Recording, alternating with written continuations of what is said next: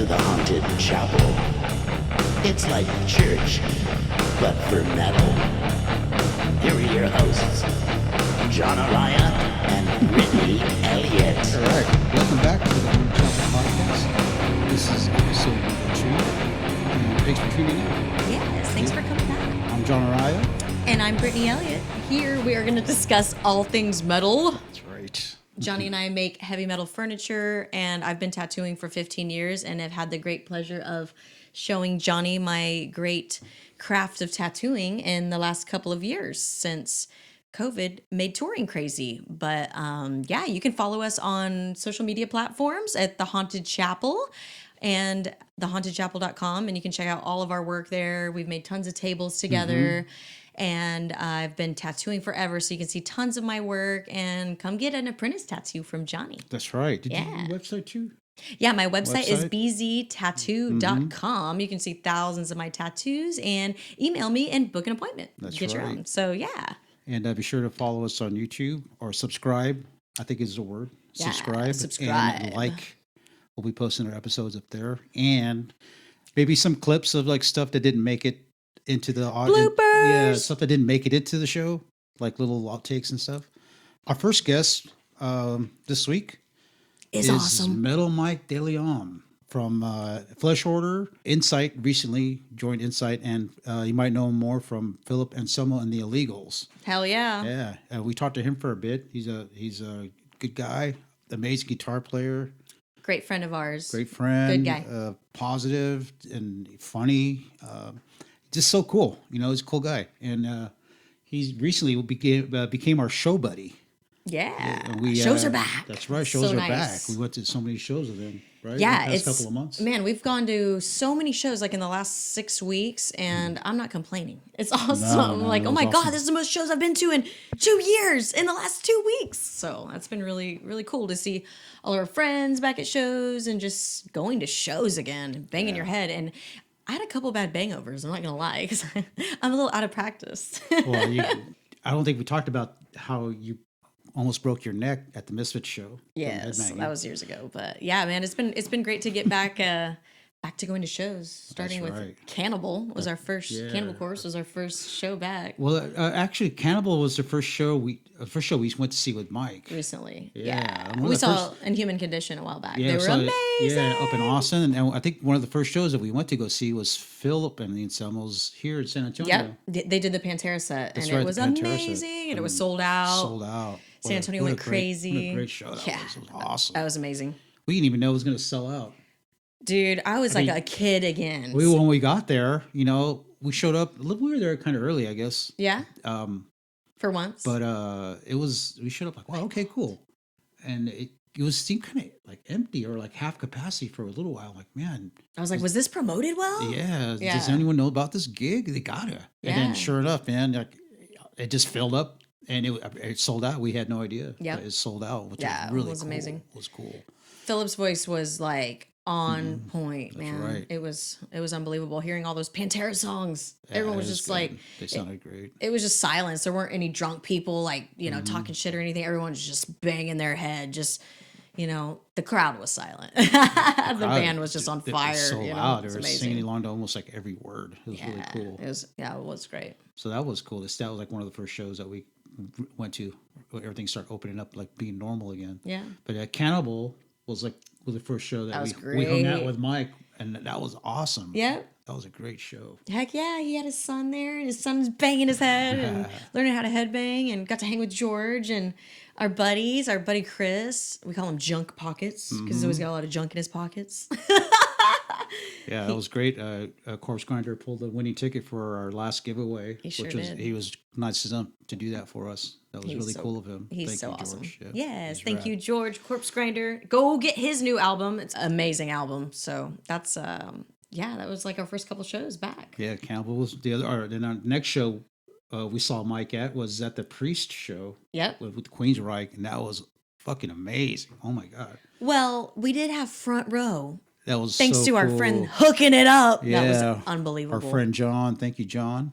Thank you, Gus. Yeah, That Goss, was that was amazing. so cool. It was awesome just to being the front, holy smokes, man! I don't think I've ever been in the front row at a concert like that ever. I've always been like up in the nosebleeds. Yeah, you're behind the scenes.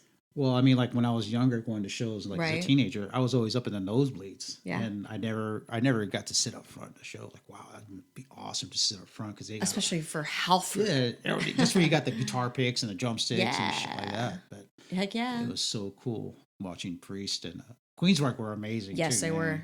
That was my first time seeing Queensryche, and that's like one of the first bands that my mom introduced me to. My mom was like all into Queensryche when I was a kid, Dokken and Queensryche and stuff like that. So that was really rad seeing them, and we got to meet Todd Latour. He was Yeah, awesome. what He was a- so nice. What a nice guy. Yeah, He we was met really him cool. backstage with Mike, and he was just chatting with Mike, and I was like, man, I gotta snap a picture of those two, just hanging out. That was a Yeah. really cool moment. That was.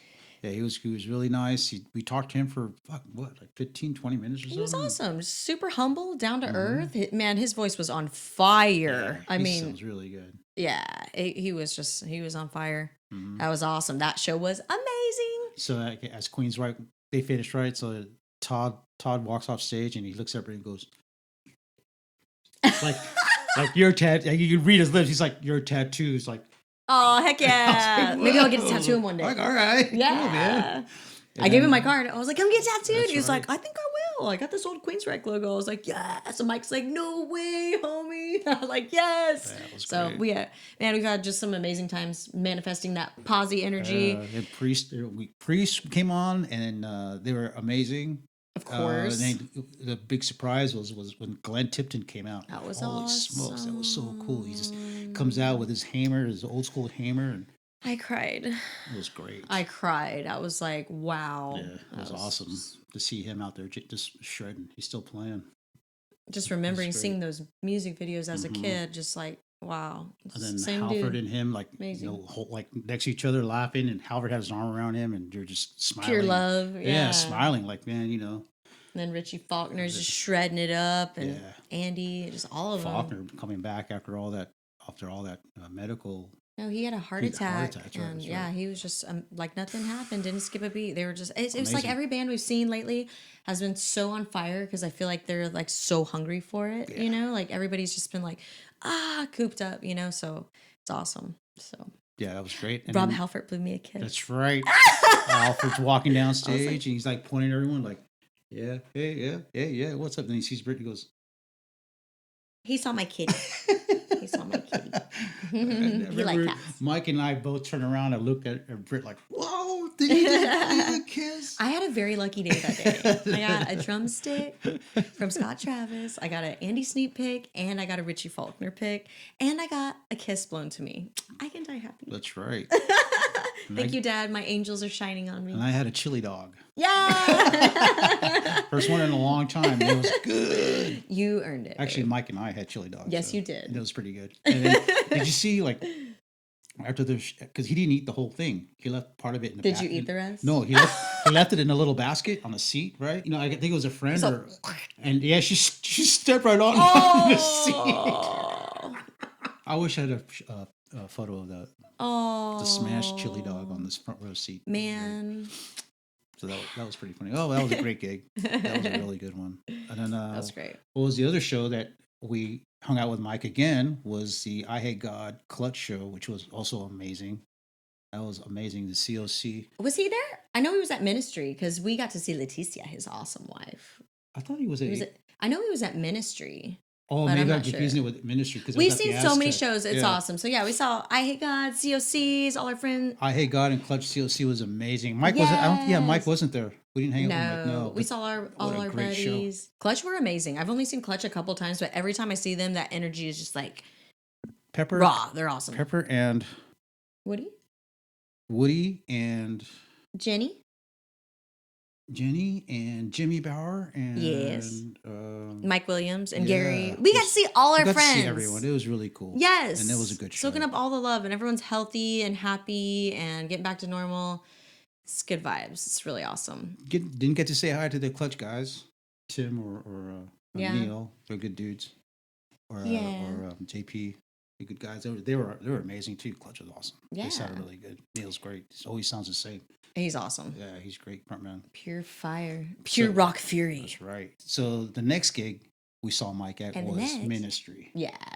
He was there. That's right. Yeah, Letty's a Ministry. huge Ministry fan, so she was she was banging her head the whole time. Right She's by got the the most beautiful soundboard, long hair. next to so. Wedge. Yeah. Wedge let us hang out by the soundboard. was a loud show. Thanks to Reed too for that. That was a nice hookup. Thanks, Reed. Yes. We appreciate it. Thanks to all our That- friends. That was a great spot there by the soundboard, Heck yeah. hanging next to Wedge and watching Leticia just raging and Yeah. Mike too. They're just like Just being a teenager again, like, yeah. Their Ministry was really good. They sounded Hell great. They were loud as yeah. hell, but they sounded really good. Amazing. Yeah. Melvin's. Melvins were amazing as always. Yeah, they were so good. They're awesome. Do you think it's like that aluminum buzzo guitar that made him just like I think it's his into hair, outer man. space? It's his hair. Yeah, that too. I mean, you get a hair like that, you're gonna be fucking awesome. You can rule the world. with Yeah, that. you're gonna be awesome. He's so cool. Hell yeah. That was a great show. Okay, have you guys heard of Princess Goes to the Butterfly Museum? Because they're pretty amazing. You need to check them out. Mike didn't go to that show with us. The two of us went down to Houston to go check them out. A friend of ours got us a couple of tickets for that. That was Invited us. crazy. And if you ever watched Dexter, what's C. Michael Hall? Michael C. Hall. Michael C. Hall? Mhm. Oh, I thought it was C. Michael Hall. Like C. Oh, never mind. So Mr. Hall, also known as Dexter, sings for this. He's a frontman for this band called A badass Princess frontman. Goes to the Butterfly Museum. Mhm. We had no idea about this. We just found out like within the last month or Our two. friend that told us about it basically bought us tickets at the time she told us about it. She's Yeah. like, he just announced a tour. I bought us tickets. We're going. And this was a couple months ago. We're like, hell yeah. And we kind of did forget about it, but it was a while away. And then it came up and we're like, oh my God, we might meet Dexter. This is crazy. And obviously maybe he's trying to ditch that Dexter persona and be like, all right, next chapter of my life, which I think so. yeah, it seemed like it because Yeah. man, he's a badass. Like he's channeling himself now and that was killer. But on that note, we should introduce our episode with Mike because it's awesome and we got a lot of info to share. That's right. Yeah. Mike DeLeon, good guy. And best. here's our interview with Mike. Enjoy it. Enjoy. Fuck yeah. Oh man, you got the Dean going, Brad. Yes, it is the 30-year anniversary of Vulgar Display of Power. 30 years of that album. I mean, Wow. it's so crazy. It's crazy. And Philip has been doing a bunch of press, getting ready for the just like getting ready, just doing his thing, celebrating the anniversary of the album. So I wanted to bust out the Dean Yeah. and Rad. represent, for Dime and the power groove that was Pantera. And man, just have some fun with it, brother, for sure, man. Yeah, hell yeah. That's rad, man. Is that a Dean you got on the V there too? Yes, this is my new Dean right here.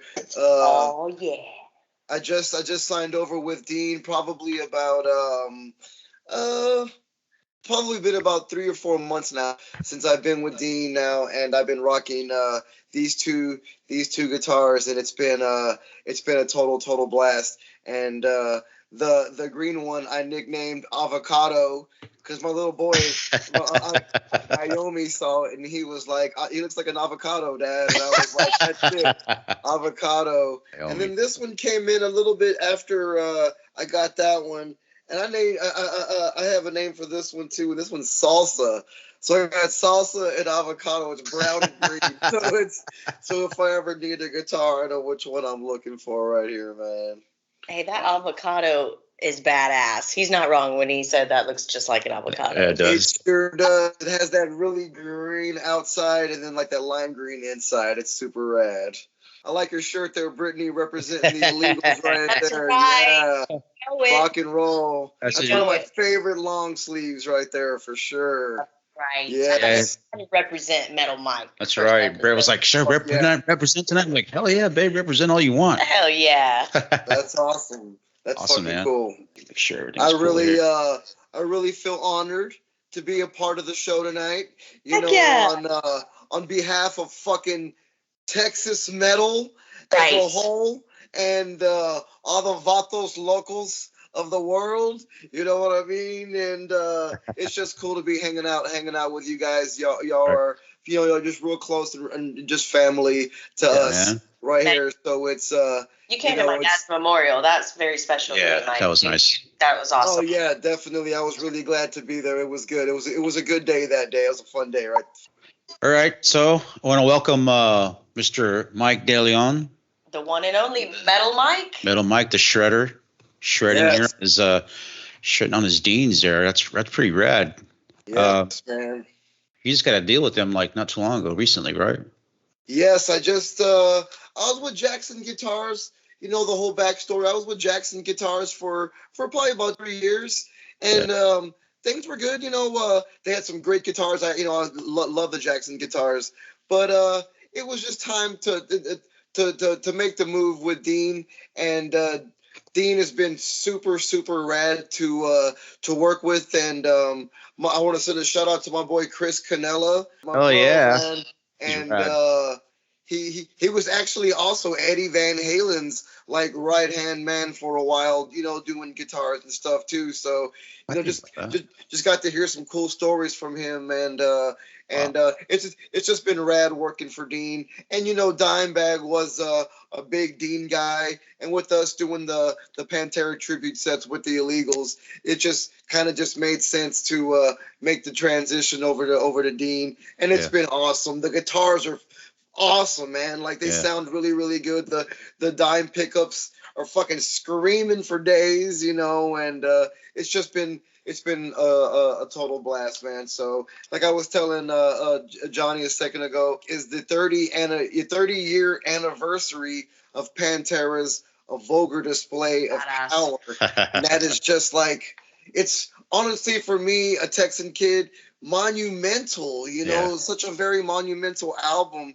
And where I was at, in my time and in my life when that album entered my life. So it's super rad, to just to be jamming those songs. But with this week, I wanted to make sure I busted the Dean out for tonight, represent for Dime and the groove and the sound and the tone and the influence that he brought to so many guitar players across the world, and still to this day, still leaving his mark on metal. And so it's pretty awesome. It's pretty cool. I mean, what an amazing guitar player, and just like his style, bringing that glam flash to the blues, adding the blues scales and all that stuff all together. It's just he was amazing, and tragic, man. I remember hearing the news that that would happen. I was sitting with Mom, and she freaked out because it said famous musician attacked on stage, and she freaked because my brother was out on tour, so she just automatically assumed my son. I'm like, oh, Mom, just relax. Let's get the news first. But Has your mom ever met Dime? she probably did. Yeah. She probably did. Yeah, I'm sure she's met so many rock stars.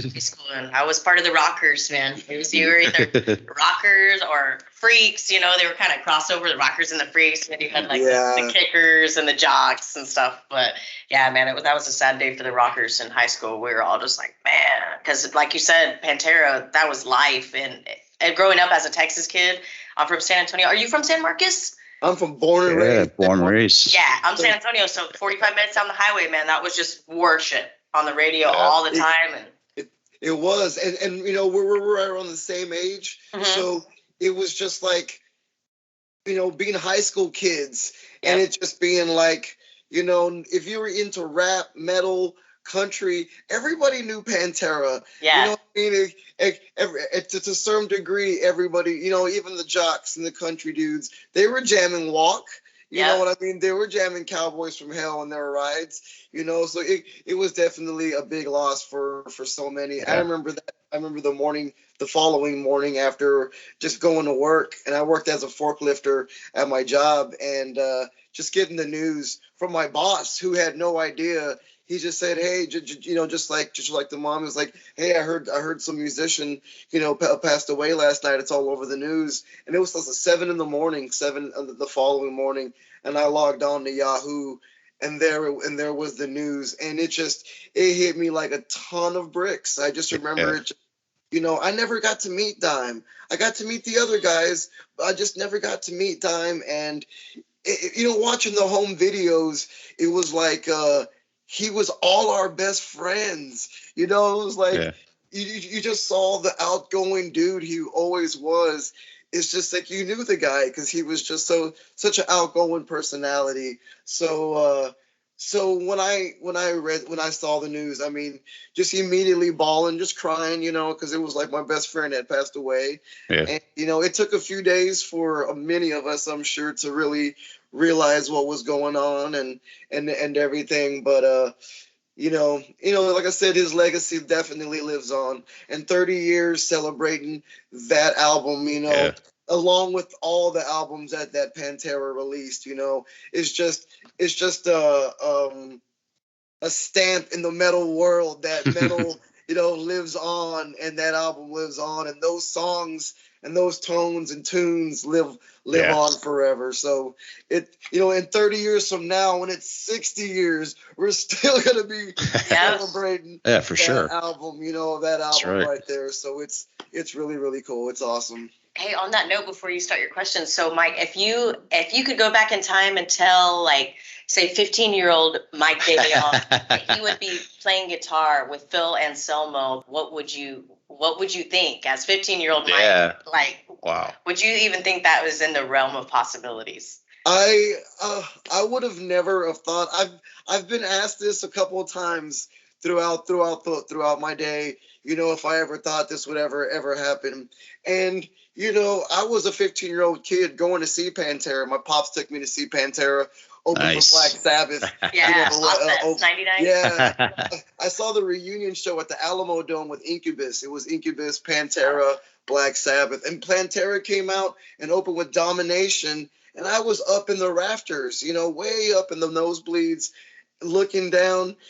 Thinking to myself, I would love to be on stage, just in any band, just be on stage playing to this crowd and going fucking nuts. You know what I mean? But to have thought one day that I'd be playing those specific anthems, those metal anthems, you know what I mean? They're just more than just songs or anthems to the world. I would have never ever believed it. I would have been like, you got to be kidding me. You know what I mean? There's so many other people in the world. To have told 15-year-old me that's going to be you, one day, living those songs on, it would have just been, it would have been something to really look forward to. I would have been like, what are you talking about? I can't wait. But at the same time, it would have just been incredibly just shocking. You know what I mean? Yeah. It would have been wild. But you're helping carry that legacy. You're doing a good job. Like I tell people, it's been a dream come true being a Mexican Texas kid. You know what I mean? It's just and like I try to keep it real, with all the vatos and just with everybody, just try to and especially with Pantera. Growing up, I try to bring back that vibe, especially the vibe.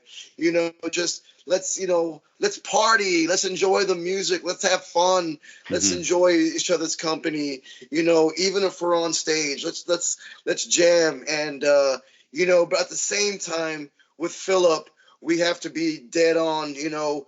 With the music, we have to be on point too. We can't take it as a joke because these are really big songs. So it's a really fine point, but I still try to bring, just that old let's have fun metal vibe. It doesn't have to be so serious and so, metal. It could still be metal and still like smile and have fun and enjoy, enjoy the songs. Even with the Illegals, just having fun and being cool and just bringing back that old Dimebag vibe.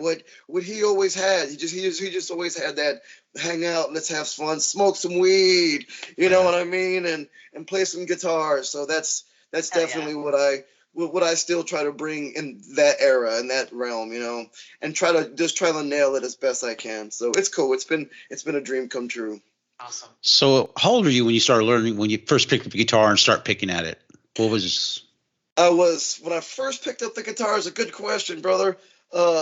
3 years old. From 3 years old to 40 years old now, I have never put it down ever since. I've always picked up the guitar. At 3 years old, it was an acoustic guitar that's probably sitting in my living room if it's the same wooden guitar, or it's at my dad's house. Nice. And it's just an acoustic guitar, and it was just the first guitar I picked up. And then at 8 years old, I went to a pawn shop, got my first electric guitar, and then it was just on and on and on and on ever since then. But you know, my dad was taking me to concerts when I went and saw my first concert at 4. It was April the something 1986. We went and saw Stevie Wonder at the Frank Irwin Center in Austin, Texas, and I was 4. I was a little kid being walked into this gigantic realm of rock and roll, and it was just Stevie Wonder. It was a great experience, and I kind of remember some of it from that night. You know, seeing Stevie and all his crew, you know, and him being surrounded by his homies, and he was there, you know, laying it down on everybody, you know what I mean? That's and awesome. That same year, my pops took me to see Cinderella opening for David Lee Roth, and he had Steve Vai on guitar and Homie on bass. Billy Sheehan, yeah, and then Greg Bissonette on drums, and I was still 4 years old, and I was over here seeing Steve Vai playing a hard guitar, and it was just show after show. We were just going to see rock bands, and it was just instilling in me, you know, all this music he was pouring into me, him and my mom, you know, pouring into my life, and it's just you know, all sorts of music. It's not just metal, everything, you know what I mean? So it's been good. It's been great. So who was a big influence on your guitar playing? So Philip laughs at me when I answer this question because he hates his guitar player. I personally love CC DeVille from Poison. You know, like. All right, that was nice talking to you, Mike. I love it. No, I'm kidding. I love it. Actually, CC DeVille is an awesome rock and roll guitar player. It was the 80s, man. Yeah, he was a great guitar player. Like, I'll always, you know, to the bone, stick with that answer. CC was the dude that just, you know, with those licks that he had, you know, they're so clean, and he could be on a clean guitar tone and still just destroying, you know. So he was a big one, and right behind him was definitely Eddie Van Halen. Just being a young kid, you know, and hearing Panama, Eruption, You Really Got Me, you know, all those songs. Another one was Joe Perry from Aerosmith. Oh, yeah. You know, I got to see them at a really young age, and just being fed all those Joe Perry bluesy, twangy riffs, you know what I mean? Yeah. So, and then as I got older, you know, Jeff Hanneman, Dimebag Darrell, Kirk Hammett, you know, the list goes on. And even more death metal, we could go with like guys like Eric Rutan. You know what I mean? Eric. From like Hate Eternal, Morbid Angel, Cannibal Corpse, and just so many guys. But like those were some good ones right there that definitely was like, you know, definitely paved the way. Carlos Santana, you know, I can't leave out Carlos, man, because Carlos was another one that my pops was definitely spitting that greatest hits at me, and I was like, damn, these are some good songs. You know what I mean? And that must be a South Texas thing, man. My dad was all Eddie Van Halen, Santana, just old school, man. Stevie Ray Vaughan, you know, Stevie Ray was another one just for Texas dudes. He was just another one at a young age. I remember when he passed away and being in my mom's Bonneville and going to second grade and hearing the news over the radio that Texas legend had passed away in an airplane crash, and just being a little kid and just hearing the news over the, you know, the intercom, just it stuck in my head, you know, just not really knowing too much about him then, but just hearing the news about it. I remember where I was at in the car and everything that morning. It's pretty wild, but Stevie Ray, another big one for sure. Oh yeah, for sure. That guy was. Did you ever see that clip of him playing and his tech swaps out his guitar mid solo or something? Did you ever see that clip? Yes. He's in Austin, Texas playing, and he breaks a string and like switches out something, and then it's like he just doesn't miss a note. No, his tech was right there, swapped out that guitar. If you blinked your eye, you would like, what? Where's that? What happened to that string? It just automatically, like magically repaired itself. It was like perfect. It was just like it just he kept on going, you know. And he was probably partying that night. He was probably feeling good and, you know, doing his thing and just so on it still, you know what I mean? So such a good guitar player. Yeah, there's You know? guitar heroes are very few now. You know, you got like the Zach Wild. I think is maybe the Last of the guitar. last of the big guitar heroes. You know, Yeah. He left. I mean, I'm sure there's a bunch of guitar players that we don't know of who just shred. But I mean, as a like an Eddie Van Halen or a Randy Rhoads or a you know, then there's Zach Wild. Like, you know, amazing. Yeah, like I would say Dave Mustaine. Mustaine. Probably. Oh, dude. Yeah, Dave Mustaine. You know what I mean? I Yep. mean, for us guitar players, Alex Skolnick. You know what I mean? Alex, he's kind of underrated almost. You know, I mean, he's such a great guitar player with his jazz influence that he's got going on. You know what I mean? I would say even Skolnick. You know, there's a whole bunch of them too. You know. Yeah. On the level of like Eddie Van Halen, though, you got, you know, there's Zach Wild, man. The guy, I saw that dude on Motorboat. He had an acoustic guitar and he was shredding. He had an overdrive on it. He had a wah pedal. I'm like, dude, he's just bending those strings like they're butter. Like, wah, wah, wah, wah. Like, how do you do that on a 13 gauge Giant. played steel? Yeah, I saw him recently Amazing. in San Antonio, and at the end of his set, he had a guitar duel with his other guitar player, Dario, who's an amazing guitar player as well.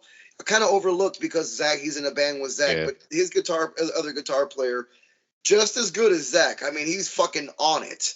And they had a guitar duel at the end of their set where they went back and forth.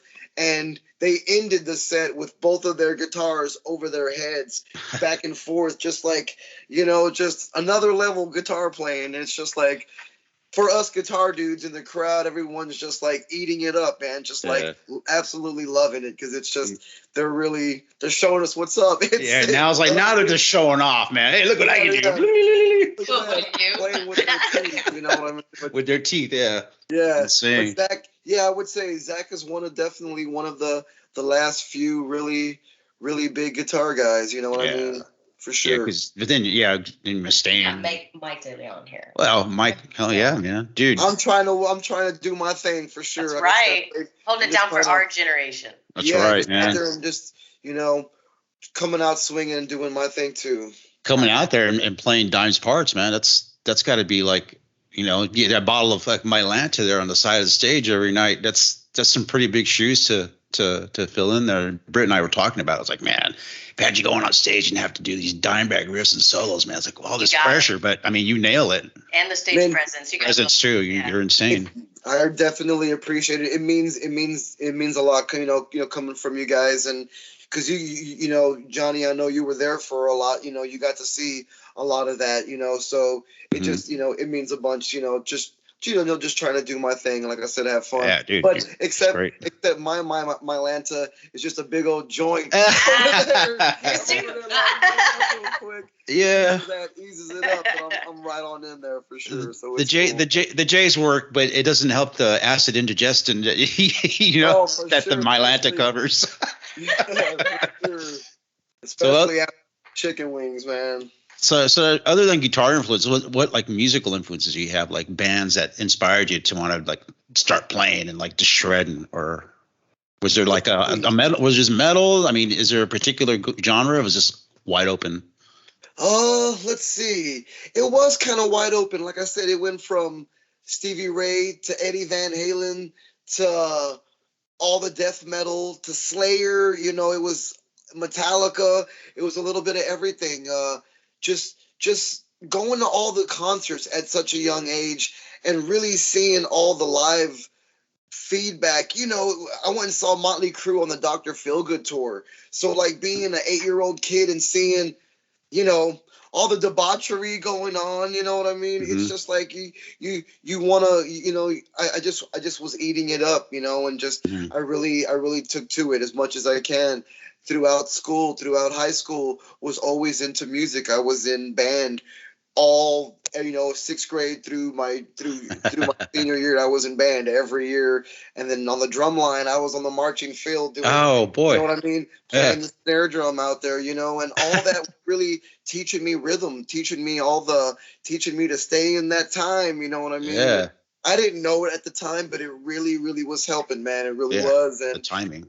And then after school finished, it was just like, what am I going to do? You know, just cook some food and write some metal riffs. You know what I mean? Let's join a band and see what happens. And then, little by little, things picked up. But it was always just the love of guitars, and it was just music in general. It could have been the Duran Duran backup funk, going on, yeah. or some Cannibal Corpse. It was all there, and it all had Guns N' Roses, Slash, seeing all that at a young age. Yeah. You know what I mean? Slash is another really good one for the guitar players. Yeah.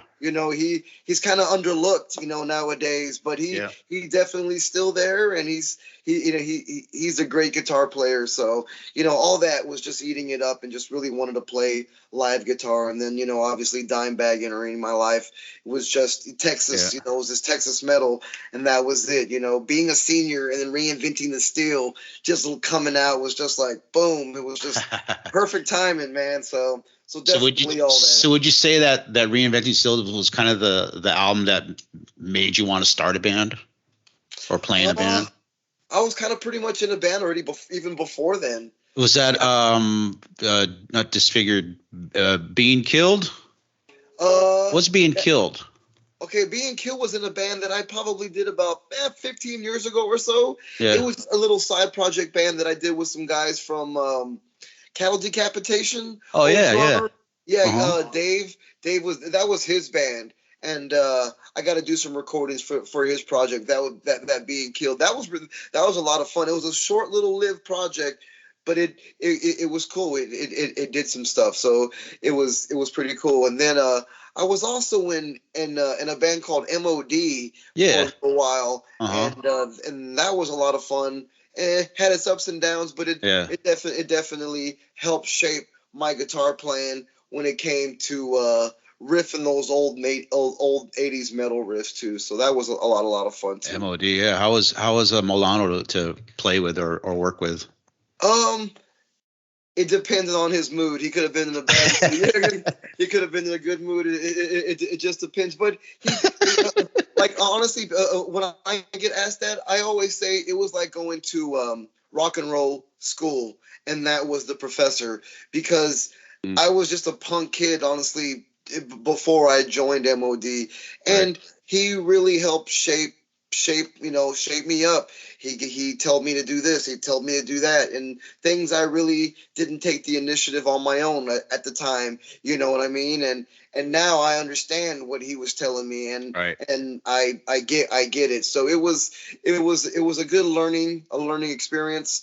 He took me around the world for my first time. I never got to experience that, so it was cool to see Europe for the first time and get to see that part of the world that I had never seen. Being this Mexican dude from Tacoville over here, being able to see it to see something else was really, really cool. So it was a good experience and a lot of fun, and that's how honestly I got to meet the Illegals for the first time. Was we crossed paths at a festival in Germany, and it was just fate happened this one particular day, and it's been awesome ever since. So you were gigging with MOD when you met Philip and the guys. The dudes, I was gigging with MOD, and the story goes I was warming up with just playing some death metal riffs, like as our sound check.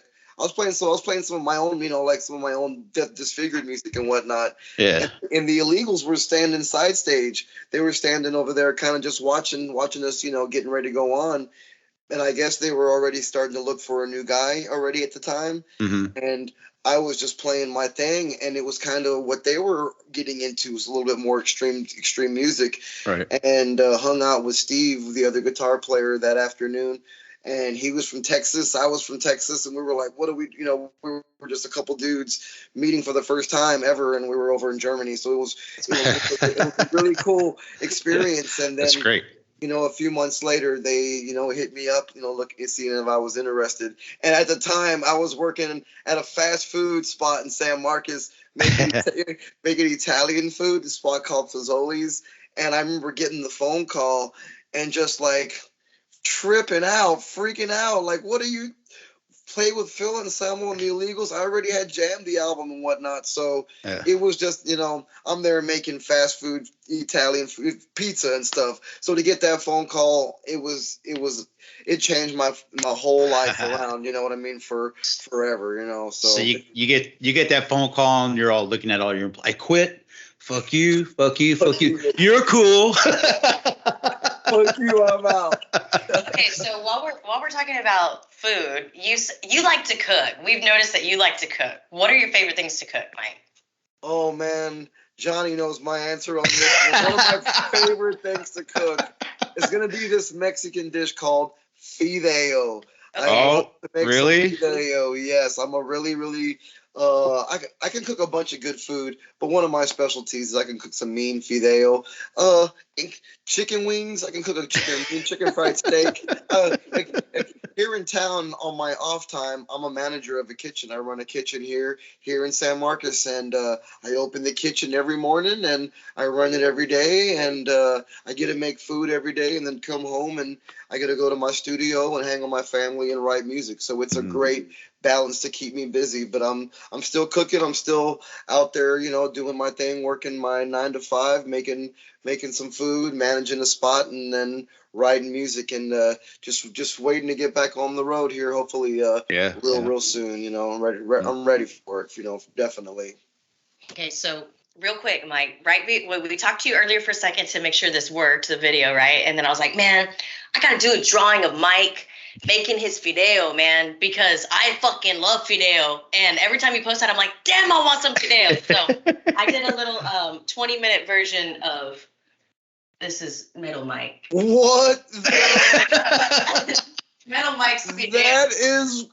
That is so wild. It says it's tasty. So it's tasty. I love it. It looks amazing. So good. So anyway, this was just for the podcast. We're gonna make a little Metal Mike's fideo. Maybe you'd be willing to share your recipe with the viewers. Maybe not, but this is for you, a little Metal Mike's fideo, because every time you post it, we're like, damn, I want to bite, man. I am gonna make y'all some fideo here.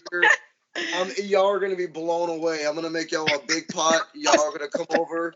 Amazing. We're gonna enjoy an afternoon, and I'm gonna make y'all some fideo. Y'all are gonna absolutely love it. It's gonna be tasty for sure. Okay, one of my first metalhead friends, her name was Sarah, and her mom made fideo, and that was my only friend that I had ever had it at her house, right? And I had a white family, so we had just basic, just whatever, mac and cheese, mashed potatoes, yes. Mayonnaise, or whatever, like, damn, man, I want some fideo. I'm going to Sarah's house. So Sarah's mom, anytime I would come over, she would make me fideo because she knew I loved it. That's good to hear. That was my grandma. My grandma always made fideo. I remember my grandma making just the best fideo. So awesome. I just come, just to try to just do my own, but it's absolutely delicious. So I'll hook you guys up real soon. That drawing was awesome. I like how the eyes were all red. Yeah. We'll get that to you, man. Great. This is all you, Mike. That's so cool. That's so cool. That was my quick version. We're gonna get your recipe, and we're gonna have it like in the description, so you'll have ingredients, and I don't know how you are. I don't know how accurate you are, like with teaspoon of this or a teaspoon of this or a pinch of this but we'll get like a fideo recipe for you, and we'll get that going. Yes, let's do it. Yeah, awesome. Mike's Metal Mike's fideo. Metal Mike's, I'm gonna call it a pork chop fideo because I put a little bit of pork chop inside my fideo, so it's you're eating it and it has these little bits of pork chop in it. It's absolutely delicious. So I'll send it to you guys for sure. Yeah, we'll get that. That'll be on the description there. Your Metal Mike. Yeah, that's right. That's right. We got your fideo recipe. I'm excited. It's gonna be good. So we know that you recently got married. So congratulations again. We were there, man. We were there. Yes. Lots of fun, man. It was so much fun. That was great. I'm so glad y'all were there. It was an amazing night. I honestly didn't know, I didn't know what to expect. It was, it was my wedding, but I just wanted it to be fun for everybody. I wanted everybody to walk away saying they had a fun time. It was great. And I hope everybody did, and because we absolutely had a blast, and it took at least a couple of weeks, maybe 3, to actually come down from the high that it was, because it was such a good time for us that we were like, man, we were just really feeling the vibes there for a little bit afterwards. So it was a good time. It was good. It's been great. That was fun. It was fun watching your son Naomi. He danced from all night. Since when the ceremony was over. He just got it up. He got up and started dancing right away, and didn't end. He kept going until you guys left at the end of the He night. was boogieing, man. He didn't stop. Yes. It was so fun. It was so good to watch. I'm like, man, where's this kid getting all his energy? He was all sweaty. He was sweaty. Yes, he was so sweaty. I He loved was it. like his last couple of days, he's been doing the robot around the house. It's been real cool seeing him do his thing. He's into the music too. He's definitely about it. So it's cool. Yeah, that was funny. That was great. It was definitely a fun night. Everybody had a lot of fun. It was a good time. It was a perfect size. You didn't have. Yeah. It wasn't too crazy. It was like everybody was friends. It was the best time. It was awesome. Yeah, it was totally good. The food was good. The jams were great. Everything was smooth. It was good. It was a nice ceremony. Everything went good.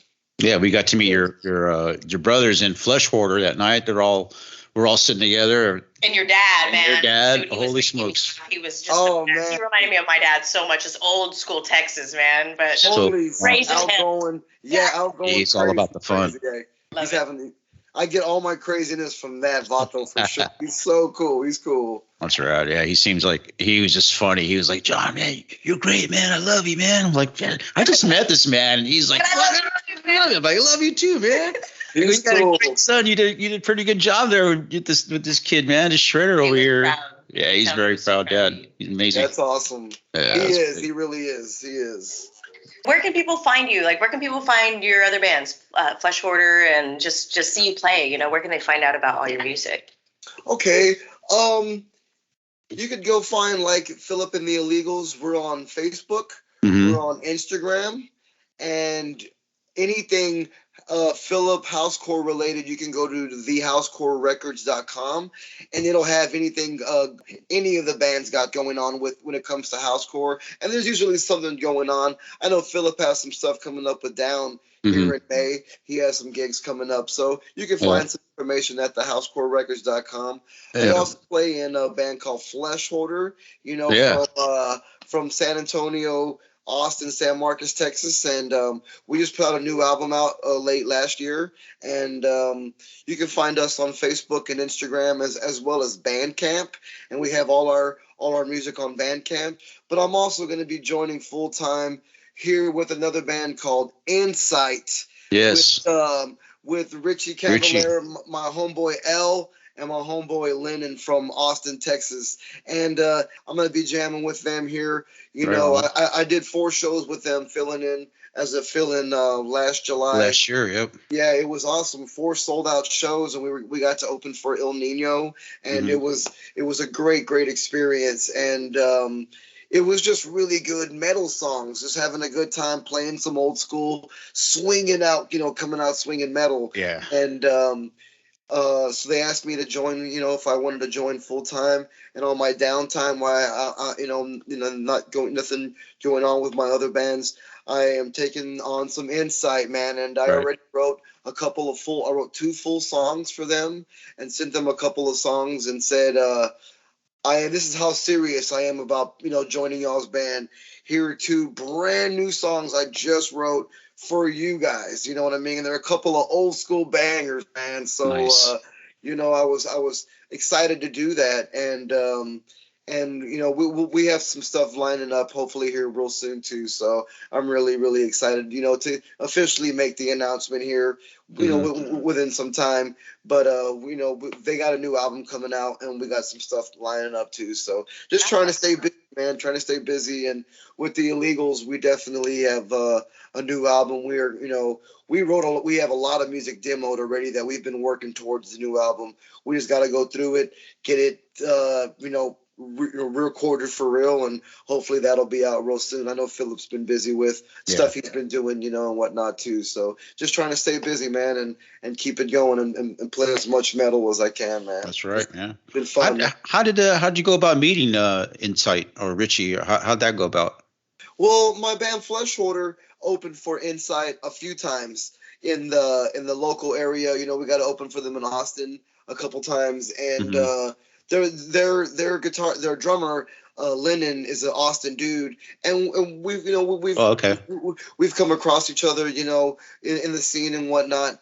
But right before COVID, right when COVID hit, we were in Mexico City with the Illegals, with Incite. And we went our separate ways, and the world kind of changed after that. And then they just hit me up asking me if I wanted to jam. I've always been cool with Richie. Every time I've been around them, we've always smoked a ton of good weed together. You know what I mean? He loves to smoke weed, and he does. You know what I mean? Big weed smoker, so I love it. And you know, so just cool dudes, and they asked me to join, you know, to help out, and I took it as serious as I can. I learned their songs just like I would learn the Pantera songs. Yeah, you know, I took it serious, and I came out swinging as hard as I can with those guys. And like I said, it was a lot of fun. And so to be joining full time should be a total blast. They're definitely some road dogs. So I'm ready to get back on it, man, and hopefully be jamming with them here soon, and be able to announce some more stuff with them here soon, man. So definitely excited about it. Yeah, that's great, man. That's killer. So we know you've been on the road. You know, your first major tour, I guess, was with MOD.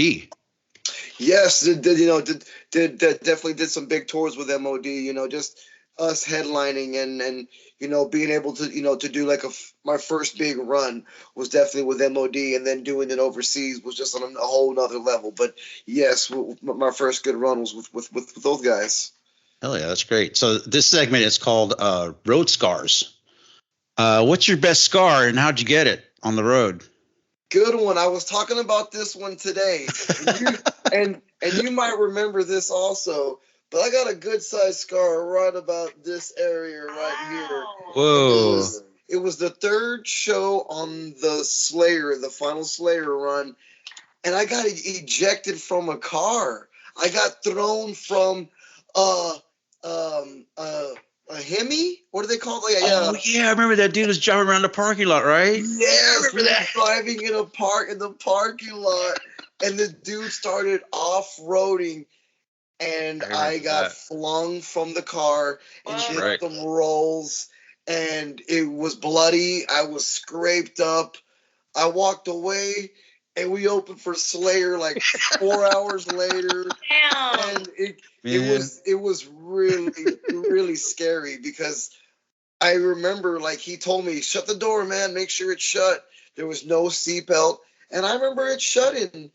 And then he just started off-roading, didn't tell any of us, and then did like a U-ey. And as soon as he did that U-ey, that door opened, and I got ejected right out of that car. And the crazy thing is I had the whole thing filmed on my GoPro, because I was filming on my GoPro as I was every day of the tour. You know, I just was filming everything, you know, and the whole video, you know, is on my Facebook, but you could see me being flung, you know, from the car. And, you know, that was definitely the scariest thing I've ever been through when it comes to like stuff on the road. And we've seen some stuff, you know, but I've never been ejected from a car. You know what I mean? And that's a literal road scar. You know what I mean? A total road scar. That's crazy. You know what I mean? And then I remember afterwards, talking to Carrie, and he just slapped it and was like, "Oh, you're all right," and walked away. Standing there like in you know, like bandaged up, all like, you know, and then we had to go play like 3 hours later, and it probably wasn't my best show. We got through it, you know, but it was definitely my number one when it comes to road scars, for sure, was that right there. I remember that. Yeah. I was telling you, man, dude, it could have been so much worse. So much worse. Had there been another car or just like a light pole with a cement thing. If I could have been Jesus, thrown crazy. into something, it was. And then like I put the video online a year later to the day, and I said I'd never talked about this. Nobody really knew about it, but this happened to me a year ago. You know, only the tour people really knew about it. I never went public with it. But my wife, Leticia, she hates that video. She does not like to watch it, you know, because it's nothing outrageous, but it's definitely something. It's not really cool to watch either. You know, It's scary, man. Yeah, it's scary. You can hear me talking in the video about like just like what I'm saying is just like what the fuck. It's just not good. You know, you can hear me whispering some things, and it's all on camera, and that was for sure my number one road scar, man. Wow, that's a brutal road scar. Thanks for that. Who's gonna ever top that? No, that's a good one. Yeah. You know, and then That's we a great opened for fucking Primus Ministry and Slayer like later, so it's still metal. You still played, man. To the bone, literally. That's right. Literally. To the bone. Oh, Mike. Hell yeah, That's dude. awesome. Wild. Well, Mike, thanks for the conversation, man. It was good talking to you. Really appreciate that. Man, I honestly had a blast talking to you guys. Like I said, you guys are family to us. Y'all were at the wedding. It was That's right. such a good night, you know. And Thanks for having us. I'll got you guys covered on some fideo as soon as possible. And just thanks for everything, man. Honestly, I love it. It's so good. It's so close. She whipped that thing up in like 5-10 minutes, man. I'm like, oh my God, that's rad. We'll It's get so you a good. good version. But So yeah. awesome. Yes, I could keep talking for hours and hours with you guys. Yeah, same here, man. Same here. So much, you know, so much. But John, while I have you here, Yes, I just sir. want to say I love you, bro. When I was on the road with you, man, you know, it was honestly an absolute treat and honor to be on the road with you guys, to be on the road with you, and to wake up every morning and to have that routine and that bond of just hanging, smoking a little weed, and just reflecting on life and whatever was going on for that day. You know, it was awesome, man. You know, and I do it again in a heartbeat. You know, with any of us, man. And it was a good time. And Brittany, me, and Letty are gonna come see you soon. Yes, That's right. Yes, and get some ink and gotta get some Vato Loco ink for sure. That's right. You know, That's right. You know, but much love and thanks again for having me, you Love guys. y'all, man. I wish Letty was here too. Tell her we love her. And man, thank you, Mike. This was awesome. Yeah, it was great. Awesome. Thanks a lot. Appreciate it. Anytime, you guys. I'll talk to y'all soon. Y'all be safe. Oh, yeah, Mike. We'll come see you play soon. Yes, Fideo on me. I'll see y'all. Awesome. Cheers, Bye. you guys. Thanks, Mike. Laters. Awesome.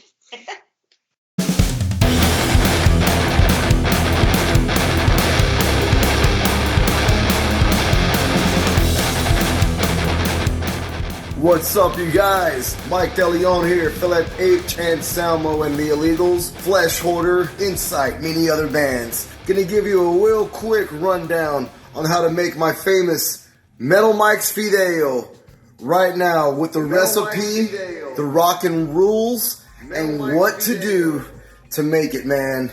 So you're gonna start off with a box or two, depending on how many you're gonna feed. Fideo. Secret sauce, Sazon Goya, that flavor, the orange box. And then you're gonna need some onion powder, some salt and pepper, some garlic powder, and some ground cumin. So you brown your vermicelli in a little bit of vegetable oil. I would say about a half a teaspoon of some vegetable oil, or maybe a teaspoon of some vegetable oil. Get it nice and toasted.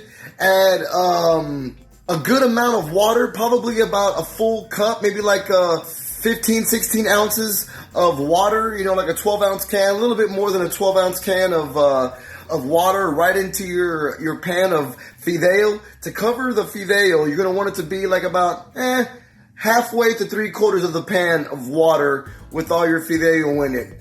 Add some tomato sauce, which I forgot. Awesome.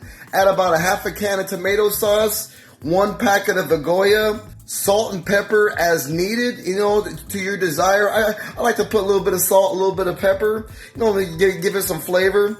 a little bit of garlic powder, a little bit of ground cumin, and my onion powder. Mix all that up, let it come to a nice little, like a sizzle, like a nice little boil, and then you cover that right on up. Bring it down to like a little bit of heat, but not much heat, and let that simmer down for about 12 minutes. Don't touch it, don't stir it, and it's gonna be like a little bit of an orange-looking soupy fideo rock stew looking thing you got going. All you got to do is give it the 12 minutes, turn off the heat, rest about 3 or 4 or 5 minutes. And then you are ready to serve, and you got yourself some good fideo, bro. It's going to change your life forever. It's so good. Thanks again to John and Brittany. That's a big inside scoop right there on the fideo rockins. If you need any tips, hit me up on my socials. I got your back. Thanks again, you guys. Awesome. So what'd you guys think of that fideo recipe? The fideo recipe sounds great, but I think the fideo drawing was amazing. Aw, thank you. You know, we were about to do the interview, and I was like, I gotta draw a little Metal Mike drawing, man, for the podcast. And he's known for his fideo. It worked out. It looks really good. That's right.